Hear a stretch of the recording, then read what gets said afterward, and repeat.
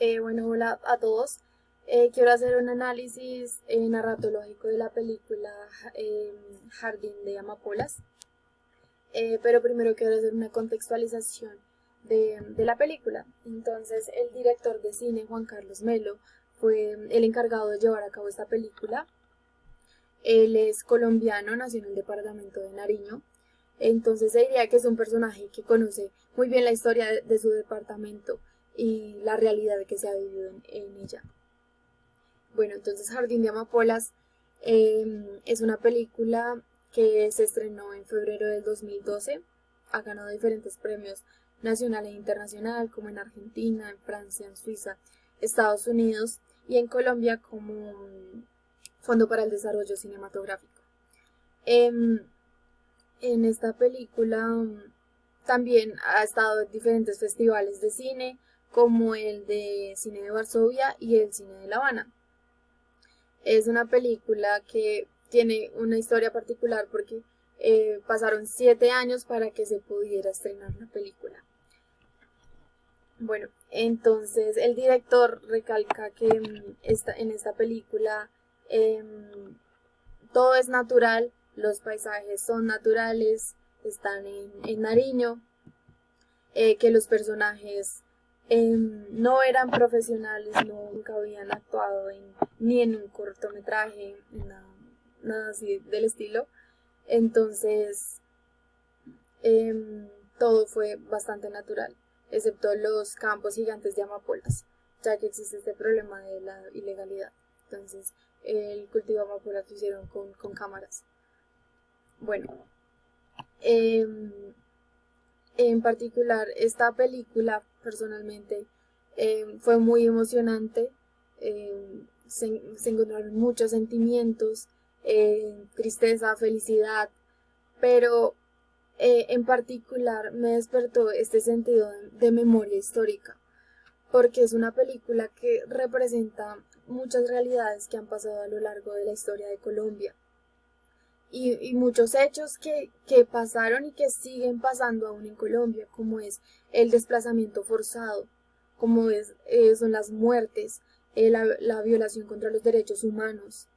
Son todos estos tipos de rasgos sociales que han afectado a los diferentes colombianos. Y no solamente pasa en Nariño, pero también pasa alrededor de Colombia, en muchos departamentos más. Eh, entonces es una película que representa historia y que representa identidad colombiana.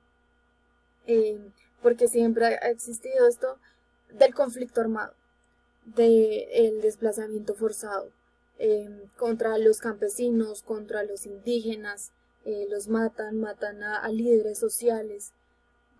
Entonces siempre ha existido este problema por la lucha de poder, por quién controla más, por quién sabe más, por quién tiene más fuerza, quién es más poderoso, quién controla la droga. Y la droga en este momento, en este caso, sería la amapola. Entonces, bueno, la amapola es una droga, es una planta que contiene droga, eh, droga narcótica y analgésica, que es llamada morfina. Especialmente en la época de los 90, eh, la amapola tuvo el auge, que habían más de 20.000 hectáreas de amapolas. Pues razonablemente esta cifra ha ido disminuyendo, pero en realidad se conoce muy poco acerca de estos campos ilícitos. Bueno, después de esta pequeña contextualización, voy a hacer el análisis de la película, análisis narratológico. Bueno, entonces vemos los diferentes tipos de narrador. En este caso, bueno, quiero empezar por el narrador, es la voz que realiza la narración, y la narración es el acto de contar una historia. Bueno, entonces considero que es heterodiegético porque es como una cámara que registra lo que pasa, que registra las diferentes acciones, hechos que se llevan a cabo a lo largo de la película. Y las hace generalizaciones.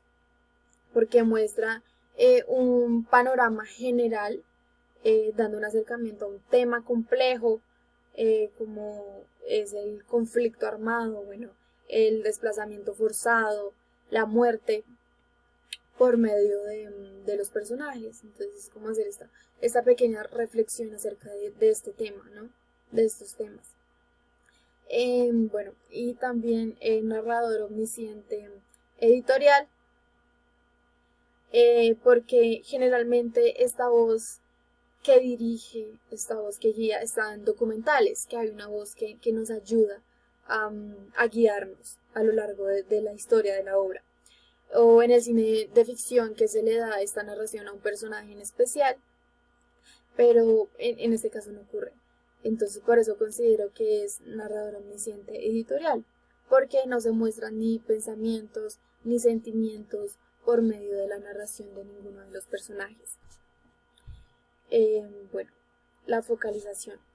Considero que es una focalización externa, ya que no se mete en la mente de los personajes, no hay una perspectiva fija de un personaje, sino que registra lo que ve, las diferentes realidades.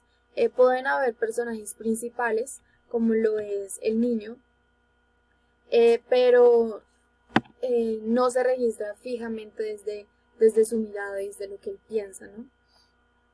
Entonces, un ejemplo de esta es en esta imagen cuando él está analizando el panorama, él está contemplando, solo se ve él viendo el panorama, pero no se sabe realmente qué está pensando, qué está pasando en su cabeza, cómo se siente. Y otro ejemplo es cuando al final de la película está con el papá y con el primo del papá, está el niño. Y el niño tiene el brazo enyesado y están los tres, no se sabe qué están pensando, no se saben cómo se está sintiendo, y es más, ninguno habla en ese momento. Bueno, entonces entramos con el tiempo. En la historia se cuenta de manera cronológica y ordenada. Primero pasa esto, después esto, esta acción me lleva a esto y finalmente esto. Pero hay un flash forward, que es cuando el niño está soñando que está yendo a la laguna, está en el camino y empieza a correr para la laguna, pero en realidad todo era un sueño. Y en el flashback, cuando el niño ya está saliendo del pueblo donde se estaba quedando, y recuerda cuando fue a la laguna con Luisa, con la niña. Bueno, en duración tenemos a sumario.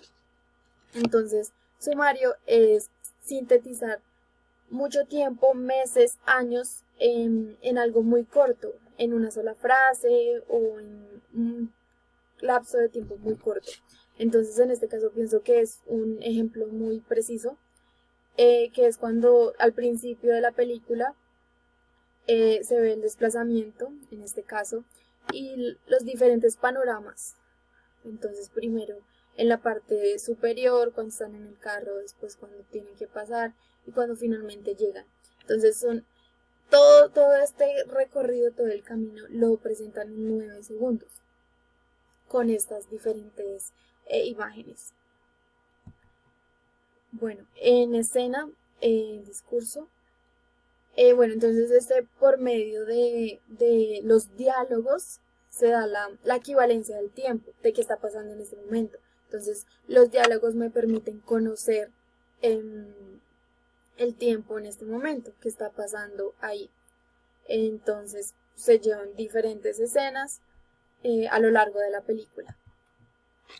Bueno, en la elipsis es omitir ciertas partes, por ejemplo, en un libro, ciertas palabras, ciertas frases que ya son muy obvias. Entonces, en este caso, cuando a Luisa la tienen, el papá la encerró como en un cajón, ella está esperando a que se vayan los paramilitares, pero en realidad se corta esa imagen y después vemos a Luisa con los papás como en la mitad de la plaza, al frente de los paramilitares. Entonces se obvia la acción de que la sacaron, la encontraron, la sacaron, la empujaron, la llevaron hasta allá. Bueno, con la pausa descriptiva se hace énfasis. Entonces en este caso tengo dos ejemplos, que el primero es cuando Luisa está allá con los papás, que los paramilitares los van a matar. Entonces se hace muy, muy lento el tiempo, hacen un acercamiento a la cara de la niña, a los papás, al sufrimiento, un primer plano en este caso. Entonces esa sería una pausa descriptiva. Por otro lado, cuando queman la cocina de coca, también habían dos hechos, que es, se queman la cocina de coca de amapola y le disparan al niño. Entonces hay dos hechos importantes en este caso. Entonces las escenas pasan muy lento, el sufrimiento se enfoca, los rasgos, las caras, en este caso. Bueno, en frecuencia tenemos el relato singulativo, que es se cuenta una vez lo que sucedió una vez. Entonces, en este caso, cuando el niño le cuenta al jefe del papá, el dueño de las amapolas, del cultivo de amapolas, qué había pasado con su familia. Entonces le cuenta que fueron asesinados, sus hermanos también. Entonces es un hecho que pasó una vez y lo contó una vez en la película. Después tenemos el repetitivo, que se cuenta varias veces lo que sucedió una vez. Entonces en este caso Luisa está al frente del cultivo de amapolas y entonces este relato, cuando ella se enferma por esta fumigación, entonces pasó una vez y se pasó una vez y se contó varias veces, porque uno es cuando lo cuenta al niño, cuando lo cuenta a la mamá de que ella se enfermó. Bueno, en el siléptico, que se cuenta una vez, lo sucedido varias veces. Entonces, en este caso en particular, los paramilitares llegan a este pueblo, sacan a todo el mundo y dicen que los han estado sapeando, que ya le han contado que no son sinceros. Bueno, y ahí es cuando matan a Luisa. Entonces, en este caso, este paramilitar cuenta es una vez lo que había pasado varias veces. Bueno, entonces eso sería todo el análisis. En realidad es una película muy conmovedora. La recomiendo muchísimo, en Jardín de Amapolas. Y bueno, es por escucharme. Chao.